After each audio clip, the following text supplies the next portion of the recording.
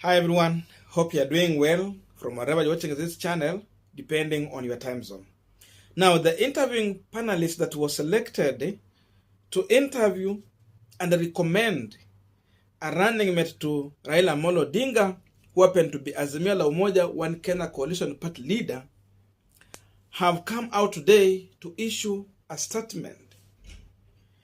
And in their statement, they have made it clear that they are giving all candidates who are willing to apply up to tomorrow to submit the application. Secondly, they have allowed anyone, as long as he will be coming from the affiliated political parties. They have about 26. So every party can nominate someone. That means they are expecting up to 26 applicants who have interest in that position. All this is coming at a time when we are aware that, number one, Stephen Kalonzo Musyoka and his team are resisting to apply or attend the interview. And at the same time, the same Stephen Kalonzo Musyoka appointed one of his allies from Wiper Party to be part of this panelist.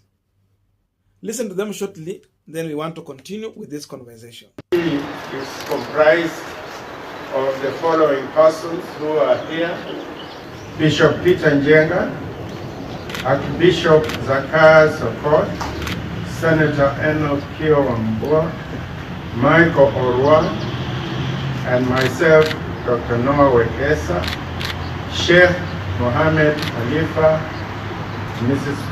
Beatrice Askulboy, Ms. Elizabeth Mayo is the secretary to the committee, and Paul Mwangi is the legal advisor. The members unanimously elected me, Noah Wekesa, as the chairperson of the committee, and under the chairmanship made the following resolutions.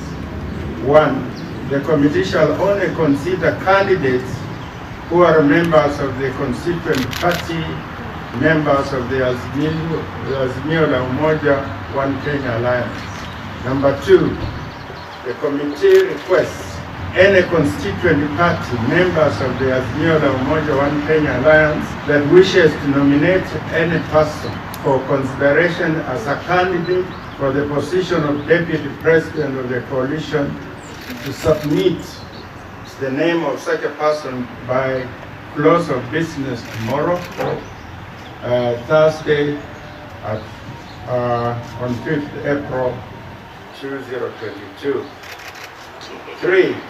The committee will avail opportunities to any candidate who wishes to make any presentation to the members of this committee a chance to do so.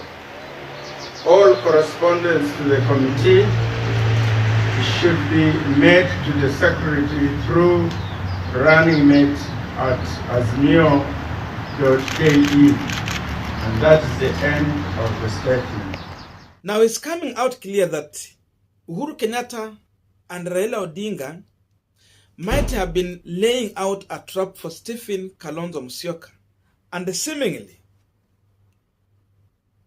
they might be achieving what they intended to. That is what we want to try and look at, on how Stephen Kalonzo Musyoka is finally falling into this trap. Because seemingly there might be no reverse gear. But before we go deep into that, a quick request. You might be watching this channel, but you have not yet subscribed. So my humble request, please consider subscribing so that any other time, once you release a video like this one, you will always get notified. Again, to all our channel subscribers and anyone who drop comment, I must say thank you so much for your unconditional support. Again, I'm requesting you to give this video a thumbs up so that YouTube can recommend our video to more viewers. Back to our discussion. Now, there is one question that Kenyans are asking themselves, and even Sabina Chege talked about this on yesterday's interview. That if Stephen Kalonzo Musyoka was not comfortable with the process in which Azimio is going to use to select a running mate for Raila Odinga. And if he's not ready for that interview, then why did he go ahead to appoint someone from Wiper Party when he was asked to do so into this panel? There is Senator Enoch Wambua, the Kitui Senator, is part of this panel. That means Stephen Kalonzo Musyoka and the Wiper Party is part and parcel of this panel.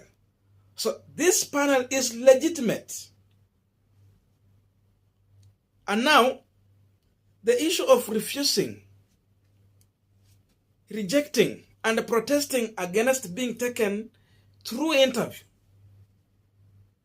I think portrays Stephen Kalonzo Musyoka now as a betrayer, when really, in real sense, Raila and Uhuru have betrayed him. Because according to what we are reading into this issue, remember how Oka was formed. First of all, formation of Oka came in to destroy the NASA coalition. Because in that NASA coalition, there was an agreement of which Raila Odinga was supposed to support one of either Kalonzo or Musalia Mudavadi. But because they knew if NASA was going to stay, then Raila will have more chance, will have hard time explaining to some of these guys to support him again. So One Kenya Alliance was formed at State House, ikapewa Stephen Kalonzo Musyoka, Musalia Mudavadi na Senator Wetangula. And we understand how NASA was destroyed. After that, the game started in when Uhuru was calling for meetings at State House, Nakule Mombasa, now to call these leaders back and unite with Raila Odinga so that they can have a strong, formidable team that can win against William Ruto, with aim to support any of them.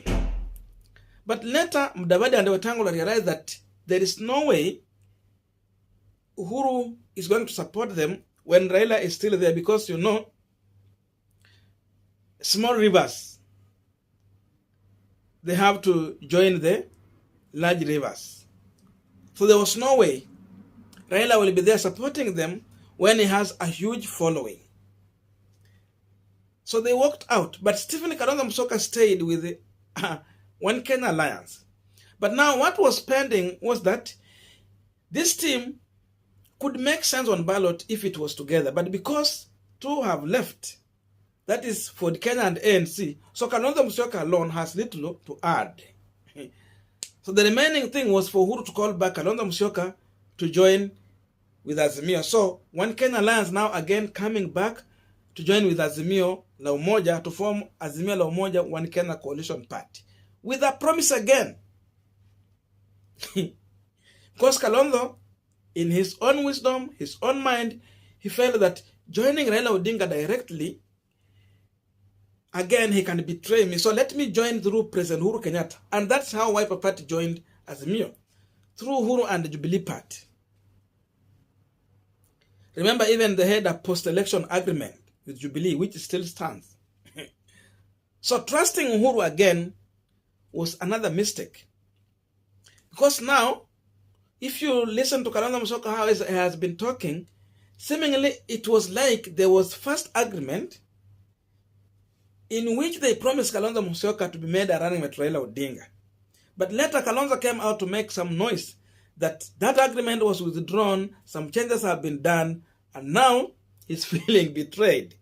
And that is the issue of taking the running mate through an interview. Now no more of already considered running mate. Like a joke, the team was formed. And now it is coming to realistic and dawning on Kalonzo Musyoka that a running mate is going to be selected through this panel. So the rotation has gone, and it has taken him back to a point where, of course, Raila and Ruto being a politician, where they needed Kalonzo Musyoka to be. They need his numbers. But in their own view, they believe that those numbers are not enough. They will still need Mount Kenya region. So in as much it might come with 2 million, but maybe they need 1.5 million from Mount Kenya. And the only way to get 1.5 million is to entice the people of Mount Kenya with a running mate position. To get that number, then add Kalonzo Musyoka numbers, and with what Raila Odinga has always had, then that is enough to win against William Ruto and even have super majority in both National Assembly and the Senate. Because this team also is targeting to have a super majority. So you see, Kalonzo akiambiwa utakuwa running mate, again anakuja tu. So in all traps, they manage Kalonzo Musyoka. And it's now dawning on Kalonzo Musyoka that this panel is set. They are ready.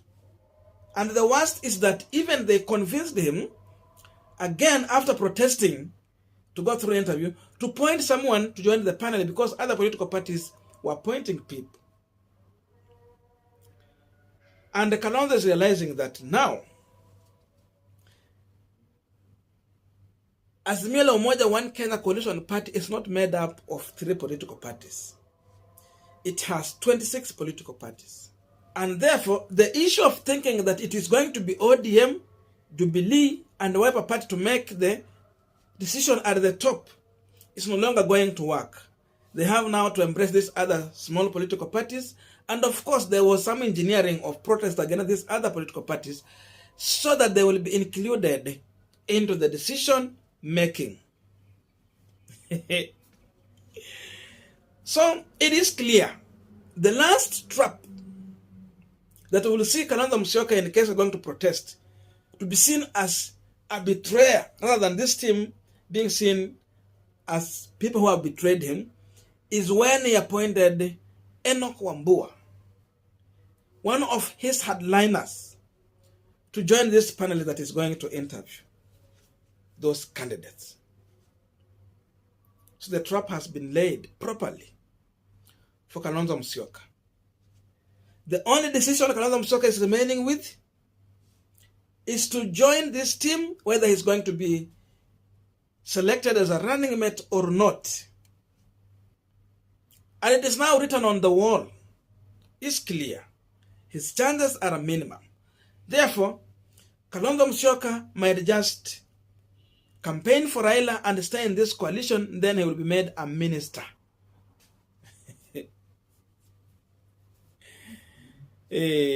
So that is the game here.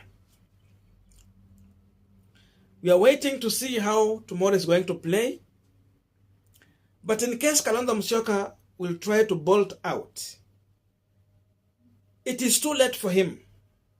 He cannot run away from the tag of betrayer, a watermelon, and undecided, a fence sitter.